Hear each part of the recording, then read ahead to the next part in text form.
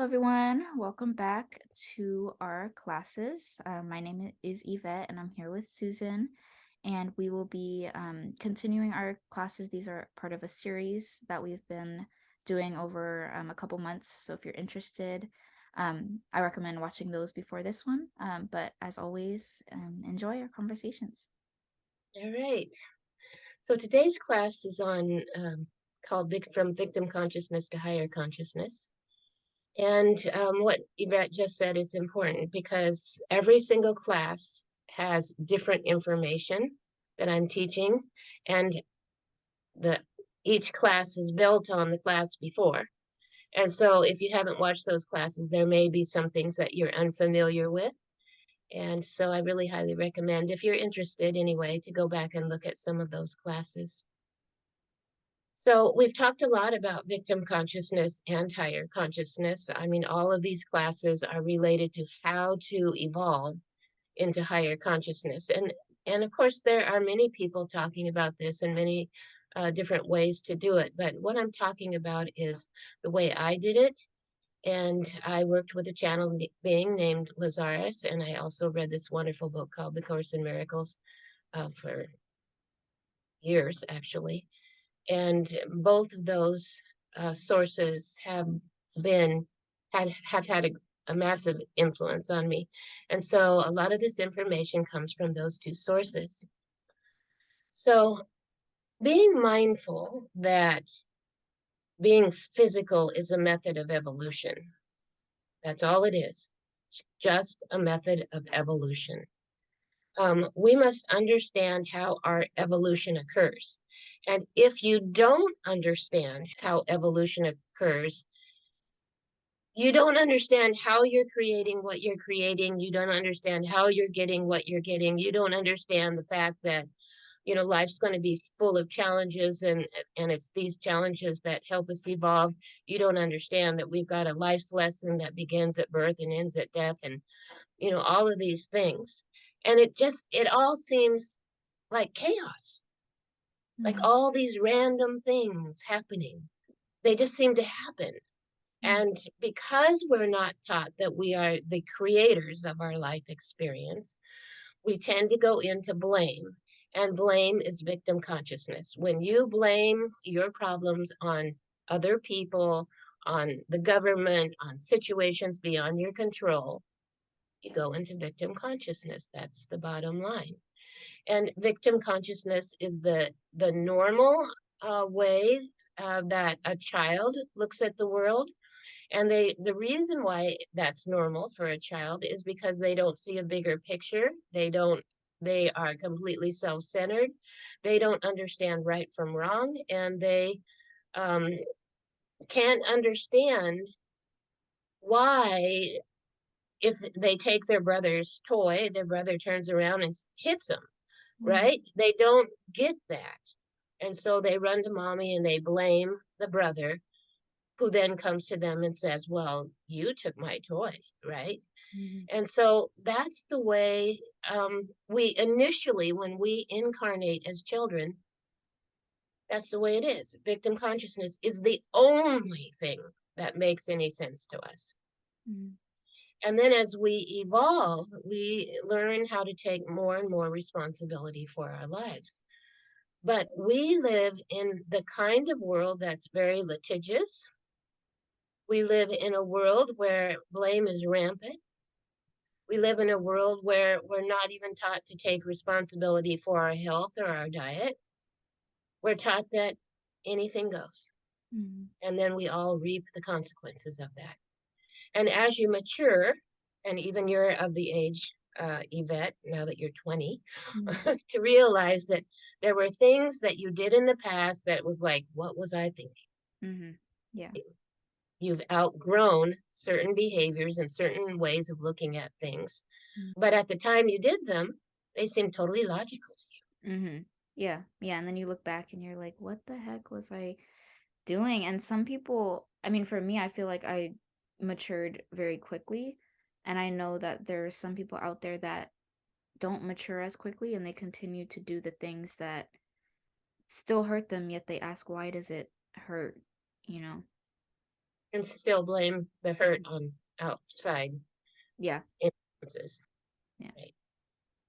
So our job is to evolve into higher consciousness. No, I won't necessarily say our job because we have so I'm from the belief system that says we have thousands of other lifetimes.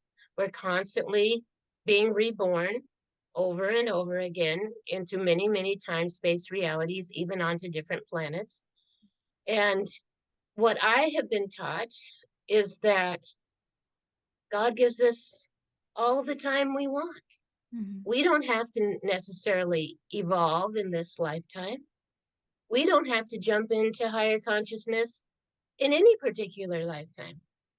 But eventually, there comes a time when you will want to grow up because just like you at the age of 20 being able to see that some of my behaviors when I was 16, say, were pretty immature. Well, that's going to happen even me. I'm 70. Mhm. I'm still working things out in my mind, Mhm. Yeah. looking at some of the ways that, say, my daughter and I interact. She and I are very close. We're in business together. I've known her all her life. She's known me Mhm. all of her life. And even though she's 38 now, it's like we can still really go at it Mhm. sometimes. Yeah. And so I'm always thinking about how could I have said that better?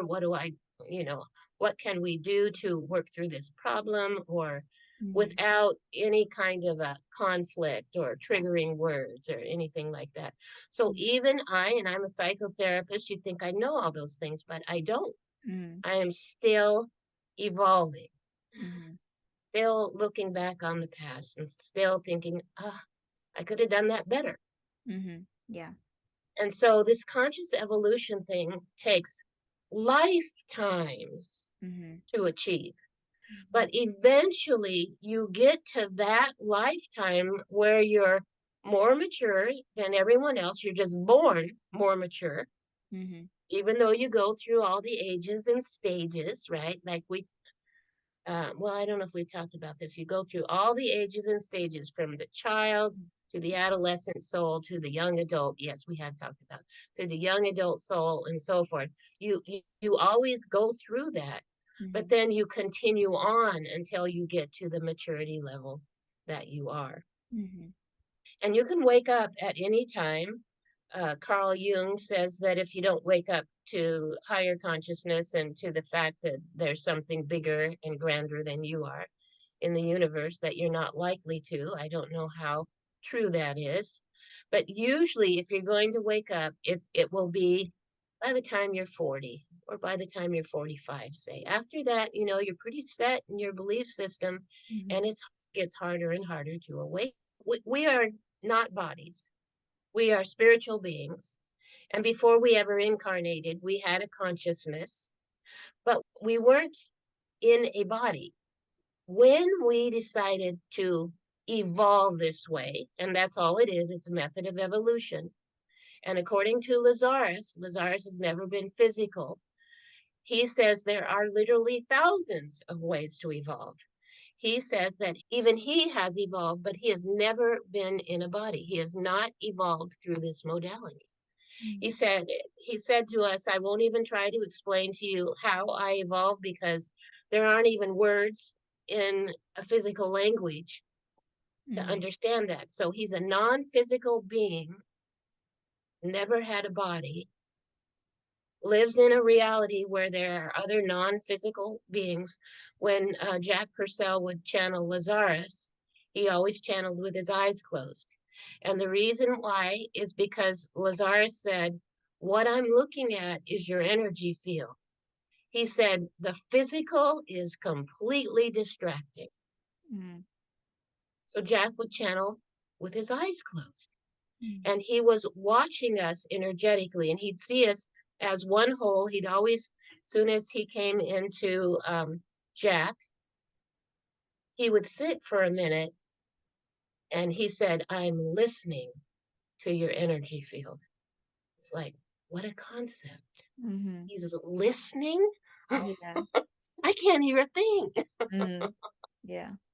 He's listening to our frequency. Mm. And he said by listening, he would know how deep this workshop could go. Mm. He could determine that through our vibration, through our frequency. Isn't that mind blowing? Yeah. Amazing. So when we stepped out of the oneness and incarnated into this physical body, our whole self separated. And it's separated at every level. You think about fragmentation, we fragmented our consciousness. So, Yvette, do you have any ideas what happened when we incarnated?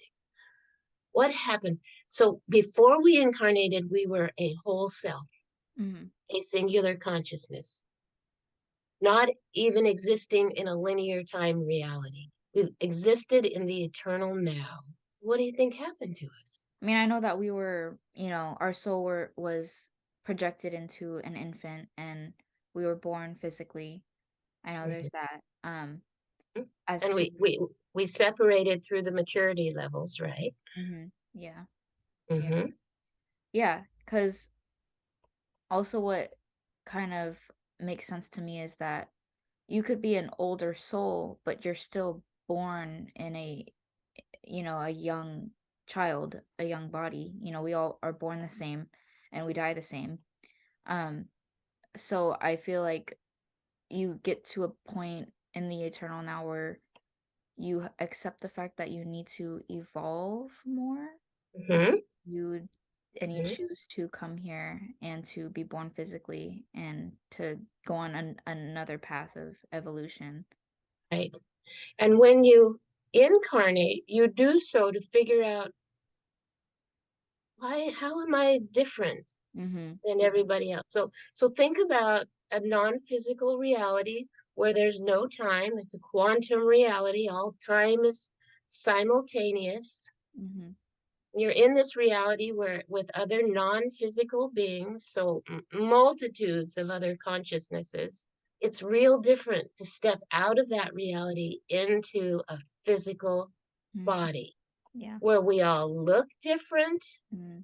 We have all these different characteristics. We have all these different strengths and weaknesses. Yeah. Our shadows are all different. Your shadow's different than my shadow.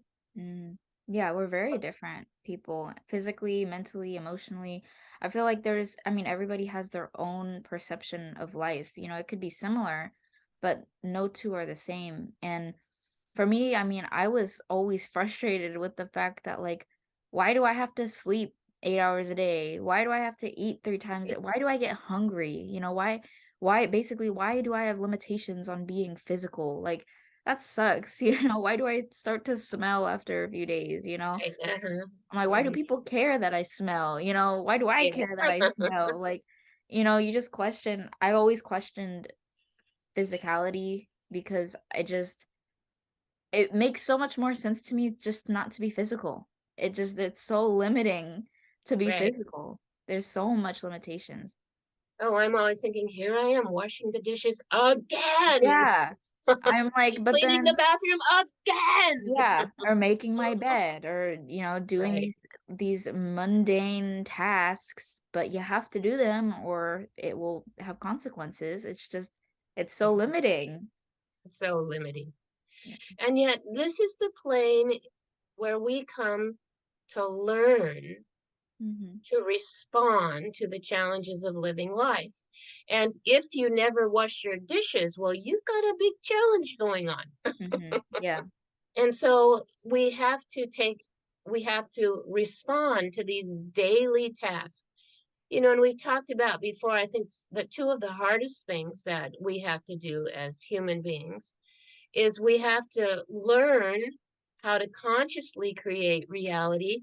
And we want to create a reality that's successful Mhm. because failures, no fun, Mhm. poverty's no fun, Mhm. right? Yeah. And Mhm. so and who teaches us how to do that? No Who one. teaches us how to find our life's purpose? Who teaches us how to find what our strengths and talents are? Mm. Yeah, it's No not one. We easy. did you get out of high school with any idea? No. No. No. Yeah. And we're here. And the other thing I've said before is we're here to learn how to love. That's the soul's path. Who Mhm. teaches us how to do that? Not even, I mean, not even your parents, really, because I mean, a lot of people's parents, if it's a cycle, they weren't taught that, so you're not taught that, so your kids aren't taught that, so their kids aren't taught that. And it's just a never-ending cycle of a lack of teaching of love, and it's like if it keeps continuing like that, no one's gonna know how to love. No one's gonna even know what love looks like. I mean, that's why there's so many negative and toxic relationships, is because people have this negative idea of what love is. And, I hear like this narrative all the time that, oh, like I need my partner. Oh, I would die if I didn't have my partner. Or, oh, like my it they think that that's love, or they think that like doing everything for your partner is love. And manipulation, some people think that manipulation is love. It's disguised. And it's like it just shows how little we're actually taught of what healthy love looks like. Mhm. We're not taught anything. No. Yeah. Basically, you have to make a study of it on your own. And Mhm. yet, it's the most important thing. Mhm. We all feel bereft without love. Mhm. And it's why um, we have so much trauma because we'll go from one relationship to the next and to the next and to the next and ultimately end up feeling really unfulfilled. And it's because we don't know how to do it. Yeah. Yeah. And a big part of being in a healthy relationship is having a healthy relationship with yourself. And Exactly. we're not taught that either. So, Exactly. Exactly. So we step out of the oneness where we hear that it's all about love, right? Into this crazy world yeah. where love seems not to be, Mhm. or it's really hard to find. Yeah. Why would we do such a thing? To learn. I mean, of course, to evolve, like we've been talking about, and, to evolve from learning. But that is, I mean, if we were fine in the quantum field, why do we have to become like, what's the point in becoming physical if we were fine before being physical? Well, let's talk about that. Yeah. Okay. So, you know how if you this whole thing about love and the fact that we're not taught anything, Mhm. we don't really know anything until we can articulate it. Mhm. We have to put language to things. It's like, with little kids, it used to be little kids weren't taught anything about their genitals. They didn't even have any language for Mhm. it. It's like, well, if you Yeah. don't have any words to Yeah. talk about something, Yeah. Yeah, and you that's a don't whole journey. I mean, I didn't even know I had those parts until I was about to get in the shower and I did a splits in the mirror, and I was like, "I have a hole in between my legs." I was very young. I right, didn't sure. even know I had that. I was like, Mhm. I mean, I knew that, you have a vagina, but I didn't know what it looked like. I didn't know what it was. I didn't know what it did. I didn't have my period yet, so I didn't know what bleeding was. I didn't know what a Right, menstrual cycle was. And I looked exactly. and I was like, "I have a hole, like, a hole through my body, between my leg." Like, that was so, like, life-changing for me Right. because I In shock. wasn't. Yeah, because no one, No one it's ever uncomfortable. did. Yeah, no one wants to talk to a little kid about what they have, and because it's sexualized for one, and it's like it's just so they've made it to where it's like embarrassing to be comfortable with sex and to be comfortable with your own body parts. And it's Right, like, why? I wish I knew what that was before I was pleasantly surprised in the mirror, you know? right. So we step out of this oneness into this world where we don't know anything, where nothing makes any sense to us. Mhm. And we do that to develop our own personal power. Because when we're in the oneness, well, we're empowered, we just kind of automatically know how to love. I mean, I can't really say what it's like, Mm. you know. I Yeah. don't have any memories of it, right? But Lazarus has talked to us quite a bit about it. And he says, well, everybody's telepathic, once you know something, everybody knows it. Mm. You don't have to go through this learning process. And he says it's just all about love. You're just with what he calls your spiritual family, and they just love you. You're Mhm. just flowing this love, and love from source is just flowing everywhere. You don't have any, I mean, you've never been traumatized, so you don't have any PTSD or any negative beliefs about anything. Well, we step into this reality, and all of a sudden, we don't know what's going on. I Mm. grew up in a family where they didn't even believe in God, so it Mhm. was never even taught to me, like it didn't even exist. We're taught nothing about love, and the things that we were supposed to learn, like I mean, for like math and science, and all these classes on history and all this kind of stuff, is like I don't care about that. Yeah. I mean, some people might, if that's their goal, their talent, and it's part of their life's purpose and know that stuff. But I don't need to know. Yeah, and it's like all that stuff that you learn in school, I can't even remember half the things that I learned, nor do I even use them. I haven't had to use the quadratic formula in my daily life, It's a but long I time. yeah, but I've had to learn how to love. That has been a issue every day. You're faced with that every day. I'm not faced with, y equals mx plus b squared. I'm not faced with that every day, you Right, know? So, right. yeah. So we step into this reality where we don't know what's going on. We're little children. We're like sponges. We're just watching our parents and siblings and learning how, I mean, hit or miss, figuring it out, and we grow up and find out we know nothing about love. Mm, We know nothing about personal power or how to develop it. We don't know anything. And what we think we know, it's all wrong. mhm. Yeah. And then we create our reality based upon all these beliefs that are all wrong. Mhm. Yeah. And we've talked before about the unconscious mind, about how 99% of our reality is created from the unconscious mind, which are beliefs we don't even know we have. Mhm. They've Yeah. come to us from other lifetimes, even. We Yeah. dragged them along with us. And we might have a lifetime in which we think that decide at the end of the lifetime, I'll never love again. That was the most painful experience I had ever had. I don't ever want to experience that again. And you bring that with you at the level of the unconscious Mhm. Yeah. into this lifetime, and then start creating your reality on based on this unconscious belief, and go, why is my life so painful and lonely? Mhm. Yeah. Yeah. And until you know you've got that unconscious beliefs, you can't change it. Mhm. So, why do we come here to go through all that? Oh, here's another thing. I haven't even mentioned this yet in any of the classes. When you incarnate into the physical realm, you know how the Christians say you've only got one life? Mhm. Well, it's true. You only have one lifetime. You incarnate into hundreds of time space realities all simultaneously. You only do it once, Mhm.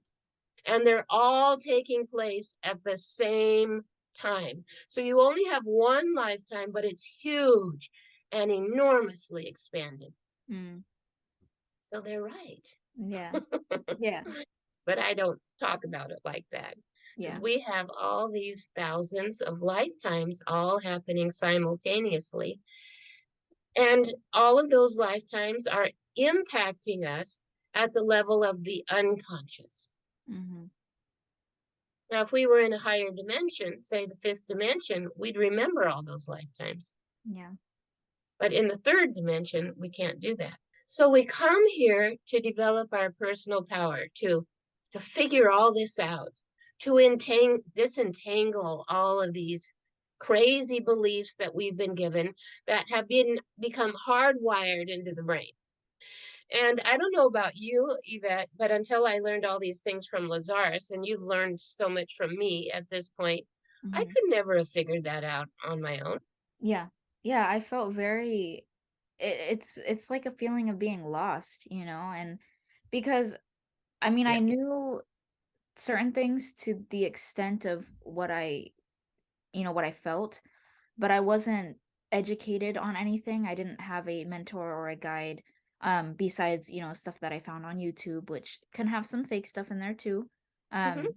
And I didn't have anyone that actually personally experienced these things. And Hmm. before you meet somebody that's actually experienced these things and actually genuinely is living proof of those beliefs, you don't you can't fully jump into that belief or fully embrace that belief because there's so much doubt and there's so much fear around it because you don't know. You're like, well, I was taught this.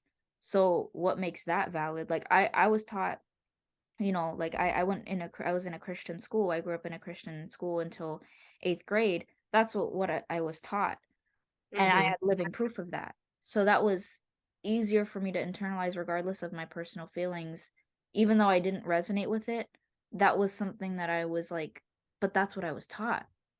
Hmm. That's what I saw. I've never seen anybody, you know, live like this. I've never seen anybody, and I've just seen stuff on social media, but that doesn't fully convince you until you meet somebody with those beliefs. Right. Hmm. Not only that, I couldn't have conceptualized Mhm. Yeah. anything related to higher consciousness. Yeah. I had to be taught. Mhm. And I believe that by and large, you have to be taught. Mhm. So when we incarnate, we are dependent on the people around us Mhm. to Yeah. make us conscious. Mhm. And if there's nobody that's conscious, then you're not likely to become conscious. Mhm. Yeah. It's just And a matter of the law of attraction. right, Mhm. right. But you know, when I incarnate, when I went through my awakening, it was 1987, began on the day of the harmonic convergence. I knew nothing. Nobody was conscious. Nobody had heard of the fact that you create your own reality. I hadn't heard of that. I hadn't heard of that until I started reading about it in the Course in Miracles. And then later on, 4 years after I started the Course in Miracles, I started working with Lazarus. And that was his whole theme. Mm. You create your own reality. It's like Mhm. possible. Yeah. And so I have this theory about why I got to work with Lazarus because he probably has a relatively big following, but he didn't advertise. Mm. In the beginning, he advertised, but after he got known, then it was all dependent on word of mouth. Mhm. And so there would usually be 800 to 1,000 people to every workshop that I went to. And we were being taught all of these amazing concepts and ideas that nobody else ever talked about. Mhm.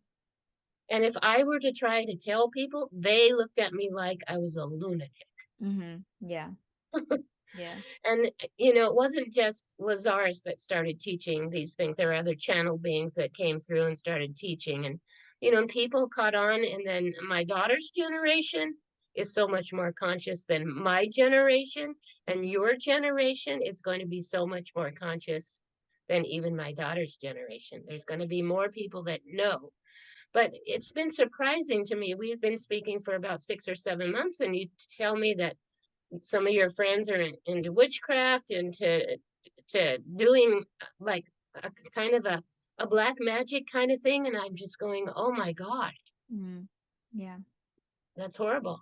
'Cause it's so normalized now, I feel like with social media too, like, there's called witch talk, like, it's on TikTok, and, you get fake spiritualists doing witchcraft for views, and they have no idea what they're doing, and then there's other younger girls or boys, whatever, seeing these things, and they're like, "Oh my gosh, like, I can get the guy I want to text me back or the girl I want to text me back. I'm gonna do a spell on them," and they have no idea what they're messing with, Right. and Exactly.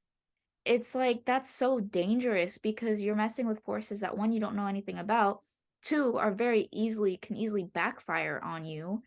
And it's so dangerous to be teaching that like it's basic math when you're not even teaching them how to protect themselves or what it even means to be considered a witch or a spell practicer or any of those things. Like it's a whole you have to shift your whole perspective and your whole lifestyle. Right. Yeah. And the other thing that's kind of shocking to me is that, if you're creating a spell to get somebody to do something, that's a manipulation. Yeah. Yeah. That's not kind. Mhm. That's not loving. And yet, in my generation, that would never have been thought of. Mhm. Yeah.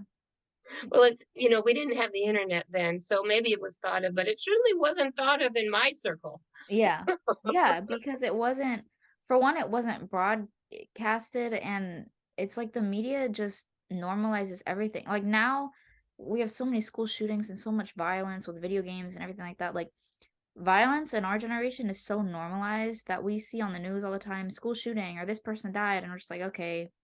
Like my mom and my parents, their generation's like, oh my gosh, oh, that's so sad. And our generation's like, yeah, that happens every day. Like, what's new? It's so normal to us. And it's like, yes, our generation is more conscious, but we're also, with that comes more people being negatively um programmed to it's like almost like they can't handle being conscious. Like they're not ready for it. Mhm. It's too soon to know all that stuff and they're just not understanding it fully. Right. And when you become more conscious, it's truly all about love, Mhm.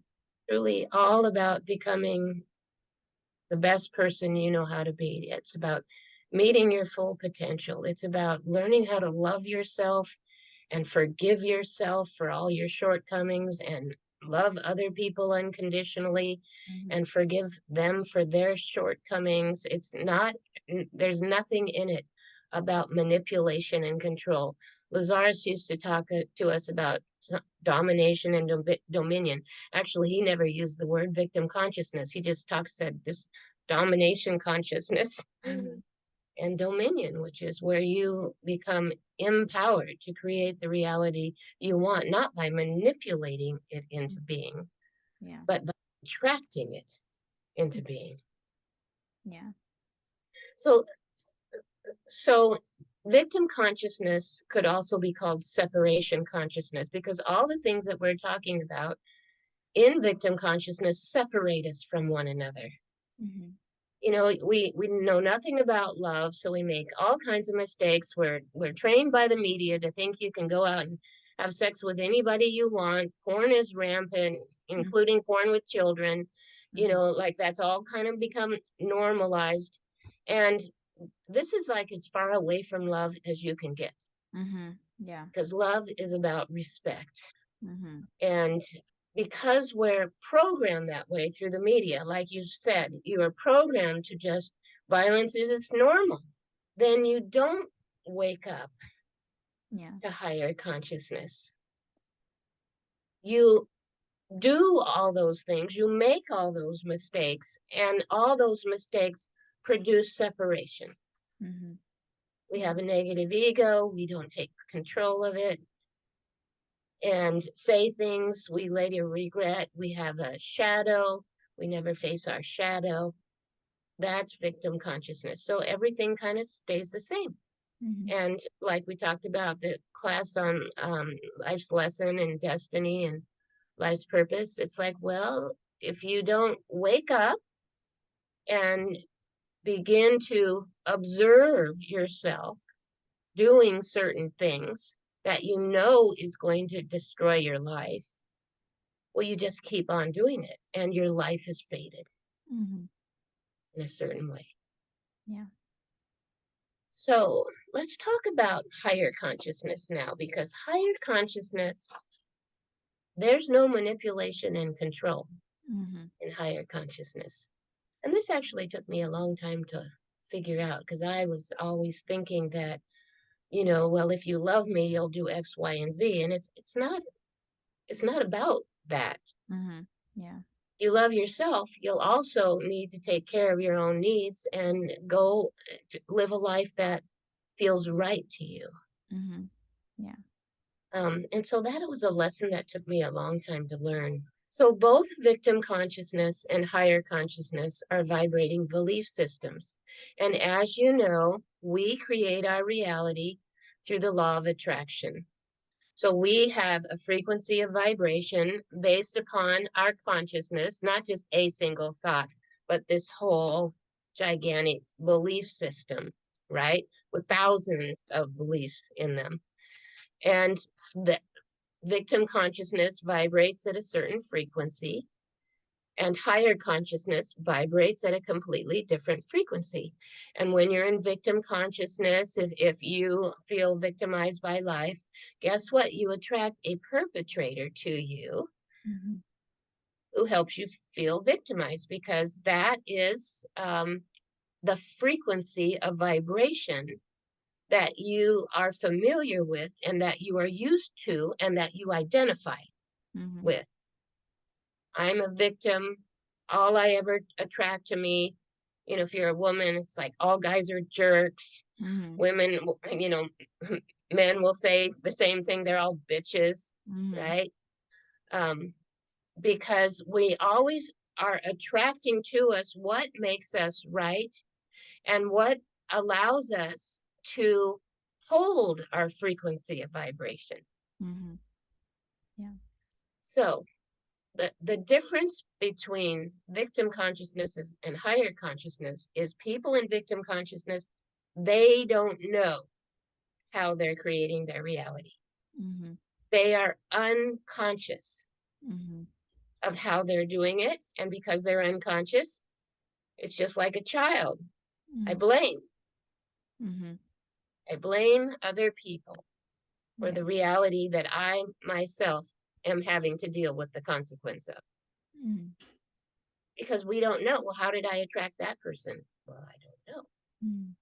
Yeah. So in higher consciousness, you know how reality gets created. You understand the law of attraction.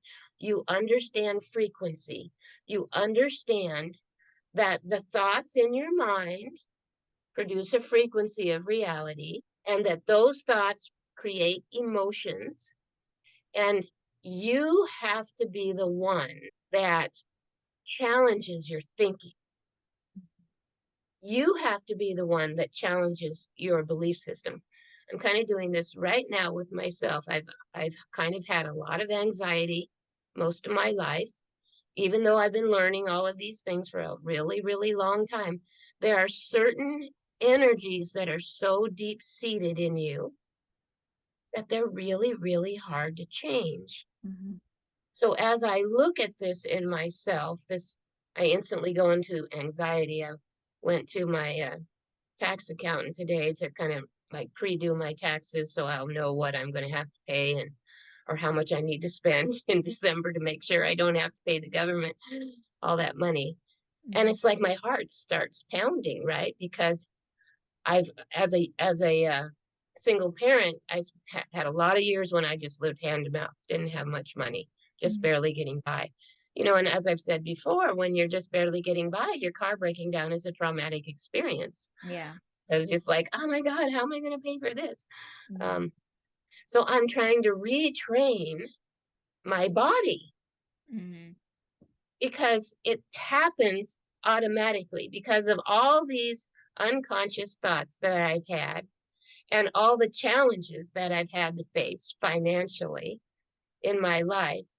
I now have a bit of PTSD Mhm. around it.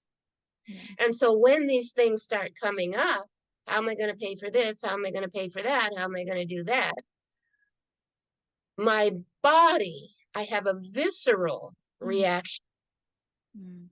And that's for me is anxiety. For somebody else, it might be anger, Mhm. right? Instantly, it's just there in the body. For somebody else, it might be hopelessness or despair. They're just depressed all Mhm. the time. It's in their body. They can't seem to get out of it, even though they say affirmations and say everything's better now. It's like the instant that something bad happens, it's in your body and Mm, it just comes up. yeah. So here's the question. If it's automatic, can you change it? I mean, you're in control of everything internally. So Right. it is up to you to change how you respond. And so how do you do it? A lot of internal work, shadow work is one, affirmations, genuinely. I feel like for me, because I still do have a lot of anxiety, but it has gotten better. Mm-hmm. Um, I one affirmation that I tell myself is anxiety is just confused excitement. Mm, So yeah, so I'll be more because a lot of the times I'm anxious about, an upcoming event. But I'm like, what if I'm mm-hmm. just excited and I'm just, of course a little nervousness is normal, but what if I'm just Mm-hmm. excited and I'm just confused, So I try to tell myself that or um just understanding that also I get nervous when anything that revolves around anything out of my normal schedule, which is pretty much anything that involves change, which is always The mostly always unknown. a good thing. Yeah. Right. But the unknown, it's like, oh my Yes. God. Yeah. Yeah, I'm like, "Oh my gosh, this could happen," you think about the worst case Right. scenarios and then you're Right. screwed. But, Mm-hmm. for me, what I've been doing is that I also tell myself you cannot grow and be comfortable. I think all growth kinda stems Right. from being uncomfortable, so I'm excited to gain an experience I should be grateful that I have this opportunity to experience this in order for me to grow. So, Right. yeah, Mm-hmm. That's that's what I great. yeah, I'm trying It's to tell. one, that's a great way to work it out. Mhm, So this is a perfect example of how we're all unique and we all have to work this out in our own unique way. So, so what I tell myself when I'm distressed about anything is that this too shall pass, mhm, right? And recently I have been telling myself over and over again, this thing, whatever challenge it is that I'm facing, especially if it's a financial challenge, this thing will happen with effortless ease. mhm. Now, how many people were taught that everything was just going to come into place with effortless ease? Not anybody. Not anybody, Yeah, right? mhm, So I've been trying to reprogram my mind that everything, because if it's all about frequency and if we're attracting reality to us, mhm, why can't it all just happen with effortless ease that I'll just attract the right people, attract the right experience, attract the right job, attract the right mate, attract, right? It's all about me and my frequency. I don't have to go out and make it mhm, happen. mhm, It's just going to happen with effortless ease. mhm. Yeah, 'cause I So, once you start believing that, that's when it actually happens. yes. Mhm, That's right. And at first, that's just a thought in your head, right? It's in your conscious mind. The mhm, goal is to get it into the subconscious because the body is kind of a reflection of what's in the subconscious when these instant emotional reactions come up, right? mhm. And it doesn't seem like I chose that to happen, Yeah. right? So, so it starts with having the thought in the mind. Mhm, But then it has to become subconscious where it's just this automatic thing, mhm, instant automatic. And so instead of feeling anxious around the unknown, you can tell yourself, well, how exciting, something new is going to come into my life. And it's mhm. going to happen with effortless ease. Yeah. Mhm. Doesn't that have a totally different energy Yeah, yeah. around it? Instead of, "Oh my gosh, I'm so nervous. Oh, what if this happen," like that doesn't if anything, that actually does make the situation negative. Worse. Yeah, Yes. right. Yeah. It actually creates what Lazarus calls an impedance.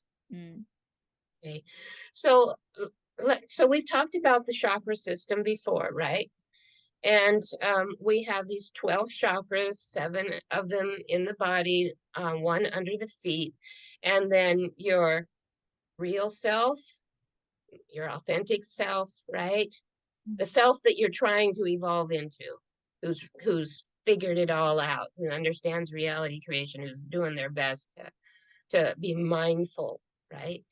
And then you have your higher self, your soul, and your God self. So your God self, that's the chakra that opens to allow all of God's love into your reality. Some people call that source energy. Lazarus never used the word source. He always talked about God or goddess, or God, goddess, all that is, frequently just the goddess. But he says that the goddess is always trying to overwhelm us with love. Mhm. God is love, flowing love into you. And if you were 100% aligned with this loving, empowered energy, well, you would never have any problems, ever.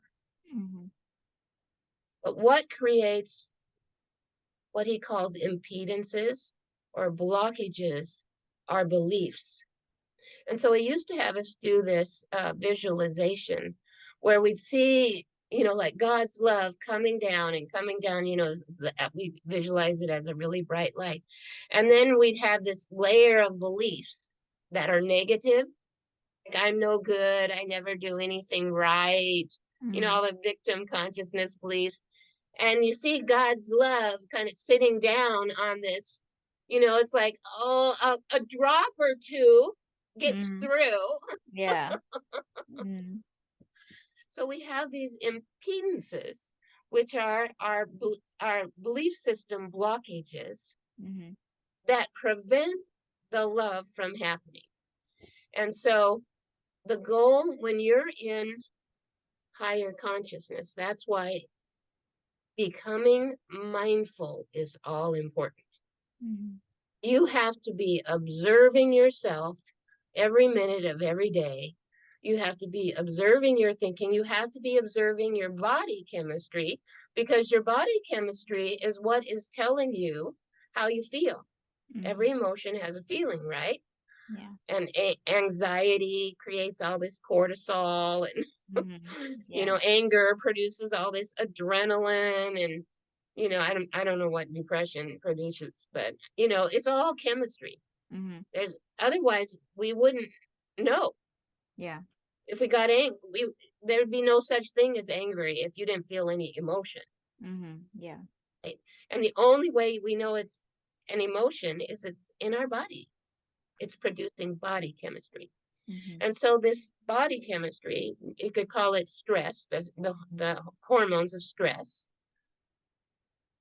These stress hormones produce disease. They don't do that immediately. When you're a little kid, you can scream and, carry on. No child has emotional control. They don't see a bigger picture. Mhm. That's why, they're born weak. Um, but as we mature, we have to begin to observe the chemistry that's happening in our body.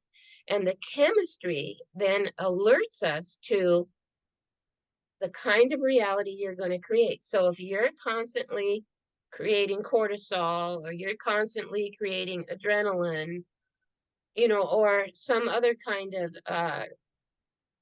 a stress hormone that degrades your body. Mhm. I mean, stress hormones, they cause your heartbeat to run very fast. It causes you to hold your breath, all of these things, because you're getting ready to fight or flight. Yeah. You're getting ready to defend yourself in some way. You're getting ready to chew somebody out because they said something mean to you that you didn't want to hear, Mhm. right? And so that's those stress hormones. And you have to be able to say to yourself, you know what? If I don't take charge of this, I'm going to kill myself.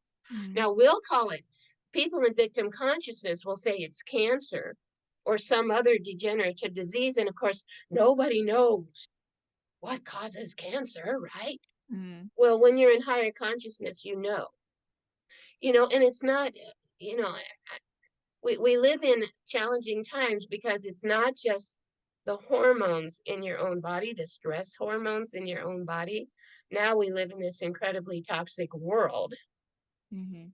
and chemical toxins, thousands and thousands and thousands of tons of it are being placed in our world and in our air through the chemtrails and all of that kind of stuff.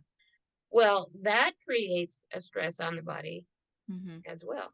Poverty creates an enormous stress on the body. Yeah. Being impoverished is like giving yourself long-term PTSD Mhm. Yeah. because you're always in anxiety. And so when you're in higher consciousness, you tell yourself the truth. I'm going to give myself a disease. I may not know what kind of disease it will be, but I'm doing it. Mhm. And I'm doing what it takes to do it. Mhm. I haven't taken charge of this anxiety yet. I've had it all my life. It's produced all this cortisol. That can't be good for me. Mhm. So then, now that I'm in higher consciousness and I've taken responsibility for my point of attraction, I've taken responsibility for what goes on in my body, then I have to say to myself, I need to create a strategy to get rid of this Mhm. energy because this energy is going to kill me in the end. And over in victim consciousness, I can ask why, be surprised and say, why did it happen to me? But I can't say that anymore Mhm. in higher consciousness. Yeah. So, what you have to do is create some kind of strategy for healing these energies, this physical, emotional reactivity that comes up every time a certain thing happens Mhm. in our lives to trigger it. Mhm. And I'm in it. And the goal is as you shift your thinking, you're noticing it. Every time you're noticing it, you're canceling it out. It's like, um, I just was told today I was going to have to pay several $1,000s in taxes. It's like, it's okay. This money's going to come to me with effortless ease. It will Mhm. just show up. It always does, Mhm. right? So it's like, calm down Yeah. and deep breaths. Mhm. Everything's going to be all right. I'm going to Mhm. figure this out. I always manage to figure it Yeah. out, right? And so you begin that process of talking to yourself differently. Mhm. And for me, and most people who are on this higher consciousness journey, do this thing called meditation. Now, when I was for most of my life, I heard about Eastern meditation. And it's about sitting there in silence, and it's like I am really bad at Mhm. Yeah. that. I don't like to do it. I've got 1,000 things to do. I don't understand it. But now I've gotten to the point of realizing, well, there's so many other ways that you can do meditation. Mhm. And lately, I've been doing something called a breath meditation, and just breathing, deep breathing in and out, and letting my whole body fill up with prana. And what I've learned about oxygen is the body's main detoxifier. Mhm. And so the more oxygen you can breathe in, the more your body is able to detoxify itself. Joe Dispenza talks about the heart-mind coherence. And this is what he said. When you go into fight or flight, it's like your brain begins to misfire. They've got, they've hooked people up to all these electrodes and stuff and can find out what's going on. So Mhm. when all of a sudden you've got anxiety, you've got anger coming up, you go into depression or anxiety or whatever, your brain begins to fire in an incoherent way. Mhm. And that's because you're going to do one of two, or well, actually three, one of four things. You're going to fight, Mhm. either just verbally or violently. You're going to flee. I've got to leave now. Mhm. You're going to hide, never come out of your house. And I've counseled with people who've done that. Mhm. Or you're going to freeze. Mhm. And that was kind of for because of my mom was kind of a rageaholic. I just freeze. Mhm. Nothing comes out of my mouth. I can't think of anything to say. Mhm. It's like, leave the body, like Mhm. vacate now. Yeah. Yeah. Yeah, I'm not here. Yeah, Yeah. exactly. And so we have over the millennia as human animal to human being, these are the strategies we develop. That's what a rabbit does. It frees, Mhm. right? There's all these different ways that it's done. But the brain is not behaving normally. When we have a coherent thought, specific parts of the brain fire together. What wires together fires together. Mhm. Or, and but when we're in survival, brain is misfiring all over the place, and that's called incoherence. What happens to the heart during a moment of survival, even if it's somebody you're going to verbally with your ego say bad things to, Mhm. the heart shuts down and it begins to misfire. Mhm. And so he calls it heart brain coherence. And when there's no coherence, you're not thinking straight. Mhm. You can't think of any possibilities to say other than this ego driven thing that's Mhm. coming out of your mouth right now that you're going to regret later on, right? Yeah. Yeah, you're in survival mode. You're in survival mode. You're not thinking about other possibilities. Mhm. And he says this is why, because we can't think straight, we have to go into meditation and Mm. practice our new strategies. Mhm. And as we practice them over and over and over again, we get better at not going into survival mode and maintaining our heart brain coherence and thinking of better things to say, things that won't trigger the other person's ego, that will help us in this moment rather than harm us. Mhm. And that's what you can use meditation for. Mhm. And he says that once you've got this coherence going, that's when you're connected to all the higher parts of you. Mhm. Yeah, you're aligned. You're aligned. Exactly. That's when you're aligned. So in so Joe Dispenza works with thousands of people all over the world. He's got a lot of videos on YouTube, and I highly recommend all of them.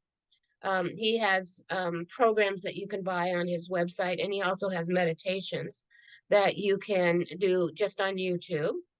And most of them, they're not more than a half an hour. A lot of them are 10, 12, 15 minutes long. And what he suggests that you do is you practice these daily Mm. on a regular basis. And the goal, of course, is to maintain this heart mind coherence all the time until you get to the point that you never forget to be conscious. Mhm.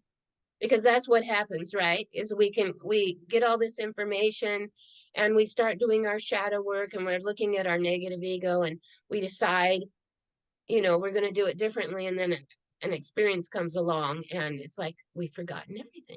Mhm. Yeah, it's like you default and go back into survival mode, and then you just totally forget what you're supposed to be doing, and you go back to what you think you're supposed to be doing, or the only way basically that you know out. You're not, like you said, you're not thinking of possibilities. Right. Right. And so he says, once you're staying in this heart mind coherence 24 hours a day, Mm. fully aligned with your higher consciousness, it's an ecstatic experience. It's an experience like, wow, Mhm. I'm not alone. There's higher beings Mhm. with me. I have a higher self. I have my soul. Mhm. My spiritual family is on the other side. There are all these evolved spiritual beings here with me now. And as long as I've been doing this, I've always thought of them as there and I'm here. Mhm. And this is what they tell me. There's no such thing as here and there. Mhm. Yeah. There's only difference in frequencies. That's all. Mhm. And we could step down to your frequency, but we don't really want to. Mhm. Yeah. And I don't really want them to. Yeah. Just muck around in the physical with me, right? Yeah. Yeah. They wouldn't do me any good at all. Mhm. Yeah. They want me to ascend Mhm. to them. Mhm. And so it's a matter of training your mind to train your body. Mhm. There's two things that are going on here. Becoming mindful. Uh-oh, I just went into my shadow. Mhm. I just, why did I say that? I was just a little jealous or something. I said this kind of off color thing or what. Why did I do that? Mhm. I used to be so judgmental. I'd be driving down the street. I live in this place where there's a huge homeless population. I'd see these people, they're all dirty and stuff, and it's really easy to be judgmental. And Mhm. so I retrained my thinking Mhm. around that. Yeah. And I would um, say in my mind, please forgive me. Mhm. Yeah. I was judgmental. I want to be forgiven for this. And I choose not to be judgmental about this again. Everyone is where they're at for whatever reason because it's on their life's path. They're Mhm. doing the best they can with the consciousness they have. If they could do better, they would do better. What right have I to judge that? Mhm. Yeah. And so that was a process for me to retrain my mind and then go to that statement every time Mhm. when I start going off into judgment. And it could be judgment for all kinds of things, right? Mhm. No, I'm going to X out that thought Mhm. and go to this higher thought, where this higher vibrational thought. Yeah. That ultimately is the difference. Mhm. Now, if you want to stay in coherence 24/7, and if this is a world where challenge always exists, where we only evolve through challenge, then we have to train ourselves to react to challenge in a totally different way than we've been doing all of our lives. Mhm. Yeah. And doing that takes work. Mhm. Conscious evolution takes work. And what happens is, so we have these things called impedances, right? Which is the blockages that prevent the love from flowing through. Mhm. We also have something called resistance. It's like, oh God, I don't have time for meditation. Yeah. I'm too tired today. Mhm. Doesn't do any good anyway. I don't even know what I'm doing. Yeah. That's called resistance. Mhm. That's called resistance to change. And according to Joe Dispenza, and I absolutely believe this to be true because Lazarus used to do what he called a Saturday night healing meditation, in which he would heal people of all kinds of diseases.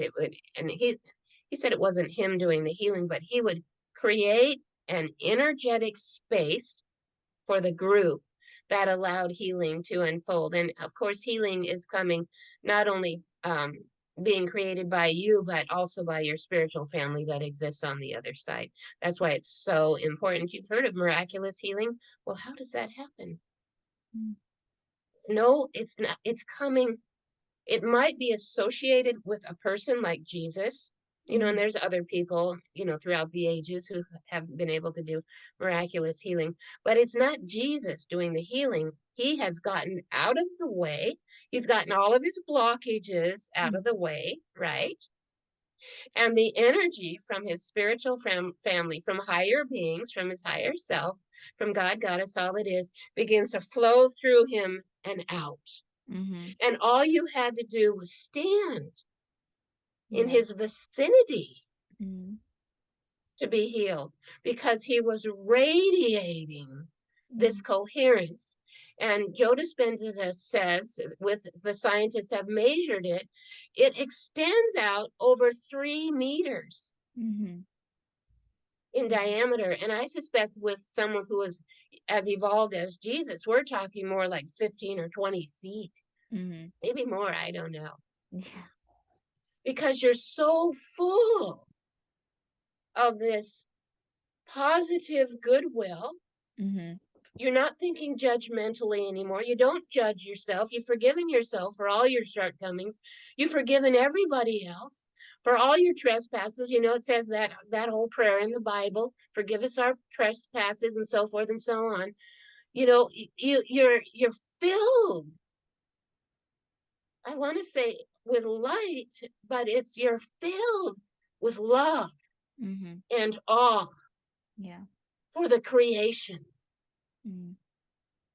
And your mind is like, I'm creating this, Mhm. but I'm not doing it alone. I'm doing it with my spiritual family on the other side. We're co creating this together as one. Mhm. Yes. And they're right here, right now, because there's no separation. Mhm.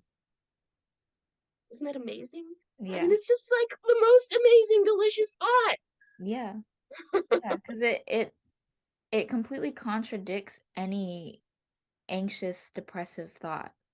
You can't have anxiety or I mean, if you genuinely do believe that and you have like such a strong belief in that, I feel like the people who actually believe in that and like Jesus, of course he went through he's probably had the most traumatic life there was. But he never in the Bible, it never talked about he never complained. He never said You know, anything ill about anybody. He never never held grievances. Even on no. the cross, he said, "Forgive them. Yeah. They know not what they do." They did the best they could with the consciousness they had. Yeah. Even the people Wasn't torturing him, he was like, Yeah, "No, like they're learning." He had no resentment towards anyone, no matter what they were doing, even if they were beating him, like he did not. So, exactly. yeah. And Yeah. he had such love Mhm. Yeah. for God, such Mhm. love for humanity. He radiated this incredible light and this incredible love, and the energy flowed through him without impedance Mhm.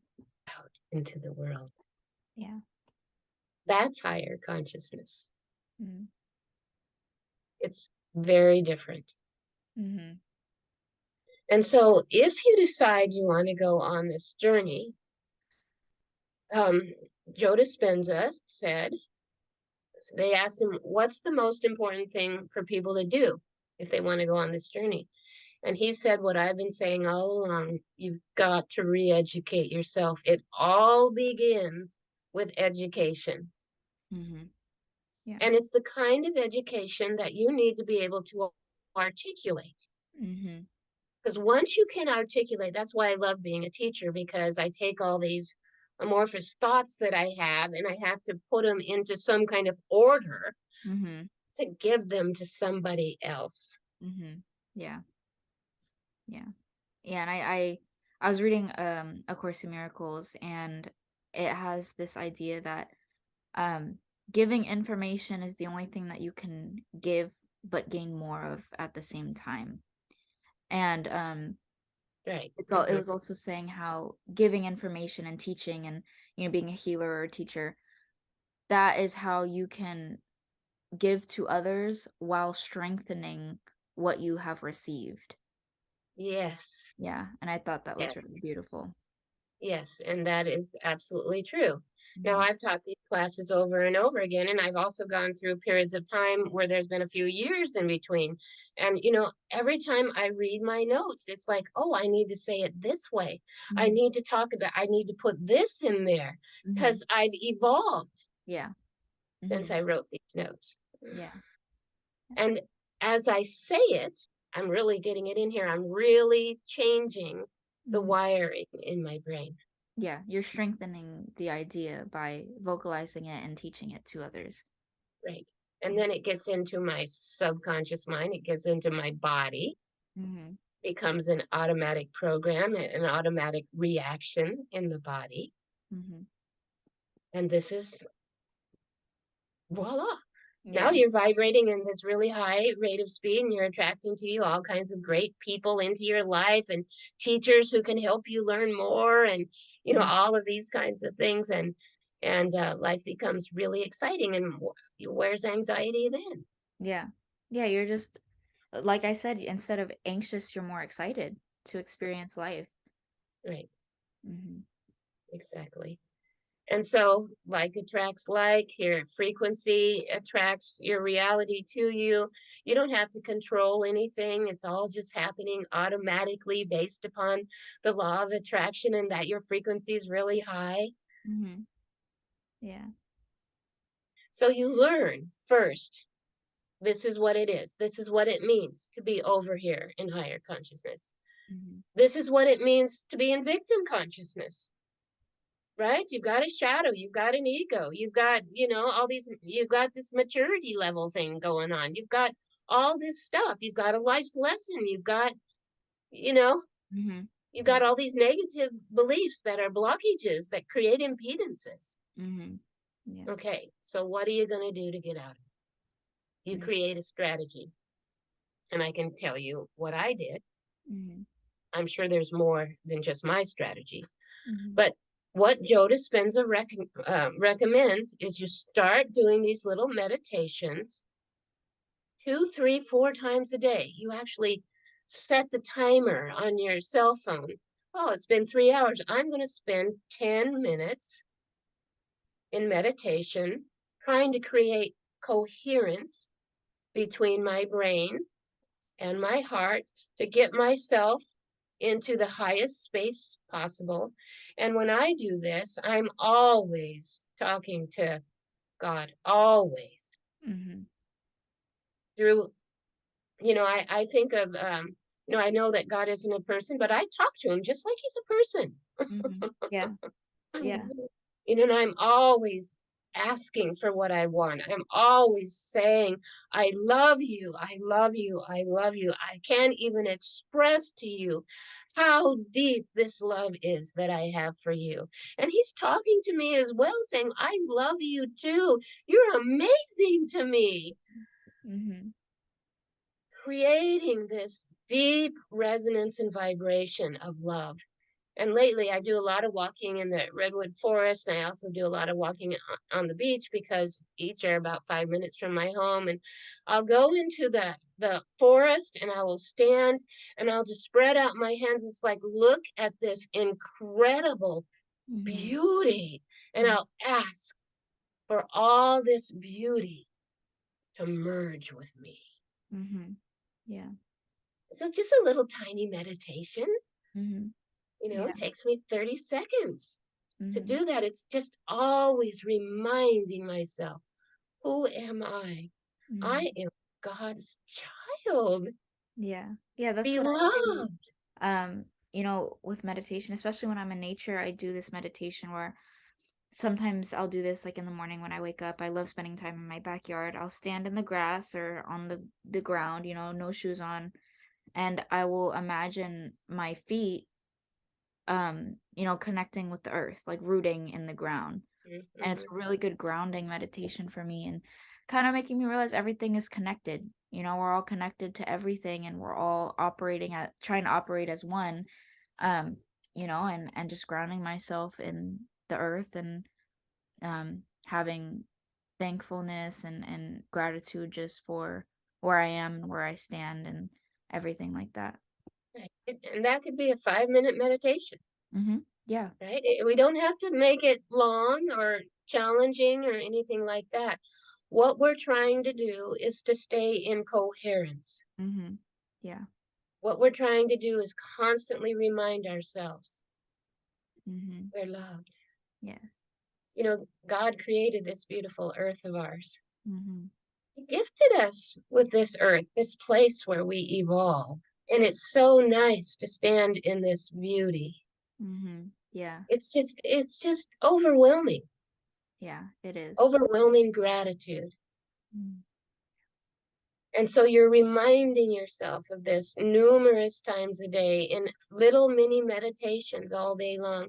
And then you might want to do a longer meditation. Now, I'm going to it's in a in one of the classes I'm going to teach how to do inner child rescue work and things like that. That's coming up, and I'm also going to teach a class on past lives and how to work with past life personalities and rescue past life personalities. And I'm also going to teach a class on this is how you make a meaningful meditation. There's Mhm. a way to do it. Yeah. And of course, nobody's been taught that way, even though it's the most important thing in the world. But Yeah, of course. I'm going to teach you these are the things you do to create a meaningful meditation. And then the next step, once you've got the education, is you got to deal with your resistance. You got to tell yourself the truth. Do I want to maintain a frequency of victim consciousness the rest of my life and get nowhere and die from some kind of disease that I'm in denial of creating? Mhm. Or do I want to make this transition? And yes, it's going to be work at, especially in the beginning, because there's this space. So I talk about here's victim consciousness, here's higher consciousness, and there's this space in between Mhm. where nothing really seems to be changing, Yeah. Yeah. right? That's Joe Dispenza was calling that the void. I don't know if that's what you'd really call it, but there's this void in between because so you have taken 20 years to develop your belief system of victim consciousness, Mhm. right? Yeah. And I didn't wake up until I was almost 38, so I took 38 years, Mhm. and I've been working on moving into higher consciousness, for quite some time now. But there was a lot of time in there when I first started that, I'm reading the Course in Miracles and I'd have to read the same page over and over and over again because it used a language that I wasn't even familiar with, and Yeah. what does that mean? And I'd have to sit down and reflect upon it. I couldn't just read the page and, Mhm. close the book and put it down. I had to journal about it and think about it, right? Mhm. Yeah. Because I wasn't raised in any kind of religion, all of this information was like brand new to me Mhm. Yeah. and really foreign in a way. Mhm. And also, I do want to say, when I found the Course in Miracles, I just cried and cried and cried because it's the first thing in my life I had ever experienced that had deep meaning to me. Mhm. Yeah. Everything else in my reality seemed so shallow. Mhm. Yeah. And so, because of that, because I had this resonance with the Course in Miracles, I was determined to Mhm. master this book. Yeah. And so I read it every day for 10 years Yeah. and then put it down for quite a while and then picked it up again. And now I'm working a lot with the lessons in the latter part of the book and memorizing whole passages. In Christianity, that used to be a thing where they'd make kids Mhm. memorize the scriptures. And boy, when you memorize something, it really gets in there, Mhm. Yeah. especially if you say it over and over and over again. And so and now I have all these tools, like I have the recording device on my cell phone, so I can read the Course in Miracles, the lessons in the Course in Miracles, and put it on my recording app and then play it back to me when I'm going to sleep. And if I've memorized it, I can be saying it in my mind, along with the recording. And it's like, wow, talk about getting it into the subconscious. If you do that enough, Mhm. it will completely change your vibration. Yeah. But it's work. Yes. Oh, I'd rather watch TV, Yeah. It's right? I'd rather easier. do this. Yeah, exactly. TV is great. I love watching movies, but it's a really passive experience. Mhm. Yes. And the thing with watching TV, I was watching a video actually last night about being on social media and like on your phone and overstimulating your mind. And when you're watching these little Instagram videos, like you're getting dopamine, released every 8 seconds, so you're getting this Right, quick release of an accomplishment when you're just sitting on your phone scrolling, and right. it becomes addicting, and it Yes, becomes so bad to the point where things like reading a book or things like sitting down and doing something, it's not as quick of a dopamine response, so you don't have the motivation to do those things anymore. right. And it's so damaging because, I like, sometimes, like, you'll be watching TV while on your phone, while doing something, you're doing 3 things at once, Right. and Mhm. it damages your ability to focus on anything. Right, right, Yeah. and it's programming your mind the whole time that you're watching it. That's what TV is, it's programming. Mhm. Yeah. And if you're not aware of how your mind is being programmed, if you're unconscious of that, you better believe that's going straight into the subconscious mind Mhm. Yeah. because you're in a state of mild hypnosis when you're watching something. So I'm always really careful about what I watch on TV. Mhm. And yeah, it's really, really addicting. And if there's nothing else going on in your life because you've gone, say, you're 20 years old, you graduated from high school, they've taken away all your creativity, Mhm. basically. You don't know who you are, you don't have any sense of purpose. Well, why not just veg in front of the TV? Yeah. Yeah. It's It's an easy entertaining. life, and it gives you, a feeling of an accomplishment that isn't there, but, Right. um, yeah, it's like, why not? And, of course, they push you to, go to college and go to school, but it's like, that doesn't resonate with a lot of people. Right. College is not for everybody. Right. Um, And not only that, most people who go to college never get a job doing what they train to do. right. Yeah, And and we may, it's so easy now to get money quick, especially for a girl. You could just post your nudes online and make, a bunch of money or become a stripper or, do all those things. Not to say that stripping is not hard work, because I know that there are some women who talk about their experiences, and it is hard work. It's very draining. Um, but it's fast money. It's not reliable money. mm, Nor is it a spiritually high vibrational place. right. It's hmm a very emotionally, physically, spiritually draining environment. And so is, I mean, personally, I think posting your body like that, it can be physically, emotionally, spiritually draining. Right.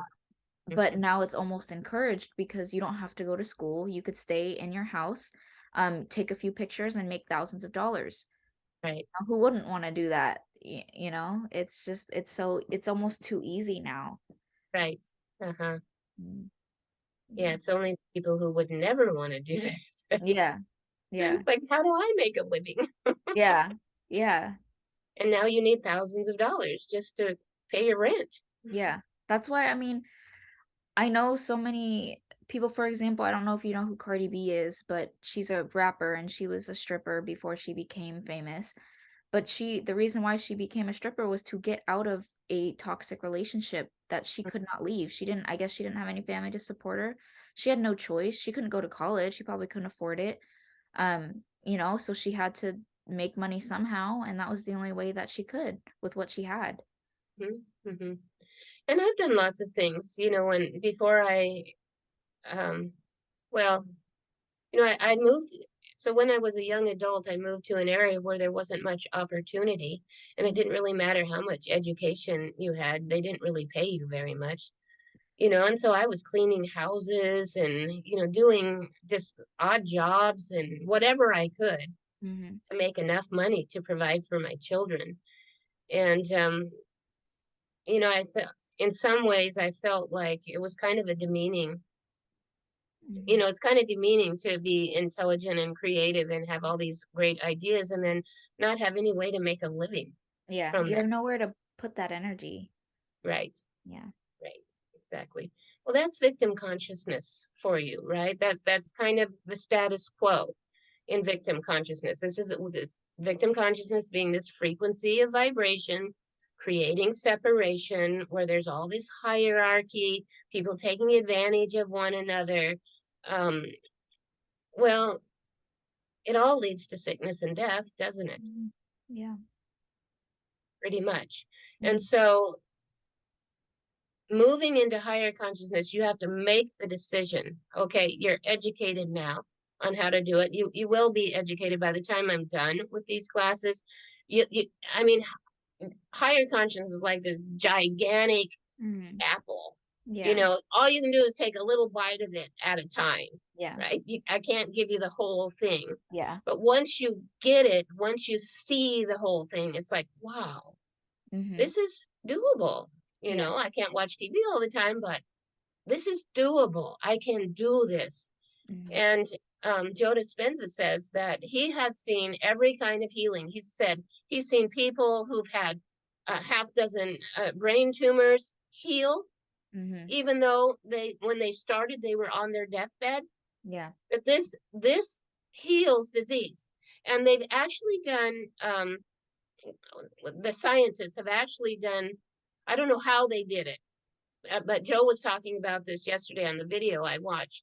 That they've looked at the vibration of a virus, and these people who are in coherence, Mhm. which is a very high vibration, and that virus cannot affect them Mhm. because there's no attraction there. Mhm. Yeah. There's no attraction.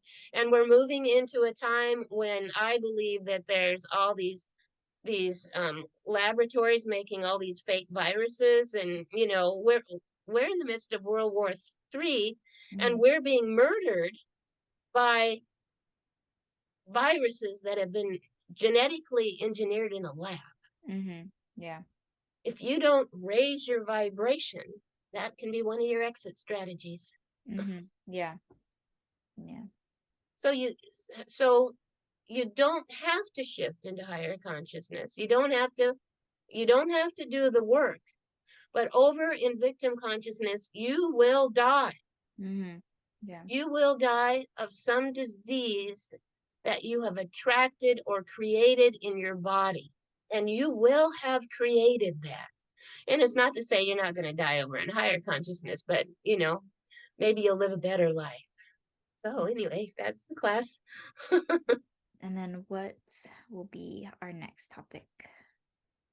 I don't really know. It might be the inner child. Can't remember. Okay. That's I okay. will let you know next time. All right. Then we'll wait for that in 2 weeks. And I do want to remind everybody that I give the notes to Yvette, and she posts them underneath the video. And all you have to do is click on it, and then you can just download the notes. And usually my notes there's a lot more information in them than I can think of to say, on Zoom. And that's true for all of the classes. And Mm. if you haven't listened to the beginning classes, I'd start with class 1 and go forward, because these classes build on each other. And I feel so privileged to be able to give this information to you, Yvette, and through you to everybody else. Yeah, thank you. I know I feel privileged to even receive this information. So it's All really right. all All right. right, then. See you next time. All right. See you in 2 weeks. Thank you for watching, everyone.